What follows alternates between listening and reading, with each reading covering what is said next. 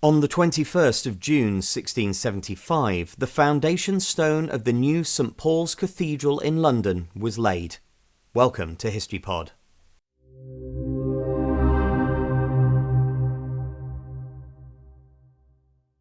St Paul's Cathedral had stood on Ludgate Hill since the early Middle Ages. The original structure had been modified and rebuilt several times, but was destroyed in the Great Fire of London in 1666. Although there were early efforts to repair the damaged building, it was eventually decided that a complete reconstruction was necessary. Sir Christopher Wren had been appointed Surveyor to the King's Works in 1669, and he was given responsibility for designing the new cathedral.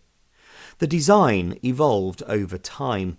Wren submitted several plans between 1669 and 1675, and the final structure was based on a heavily revised Warrant Design, which was approved under royal warrant from King Charles II. Although there's some dispute over the date of the laying of the foundation stone, the majority of sources agree that it was laid by Thomas Strong, the master mason, on the 21st of June 1675.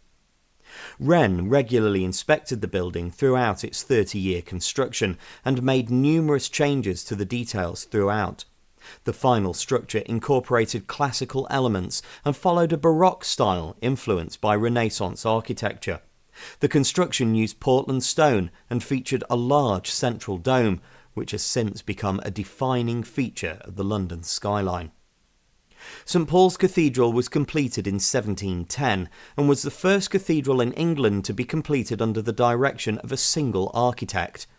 Wren was buried in the cathedral upon his death in 1723, and a Latin inscription in the crypt commemorates his role.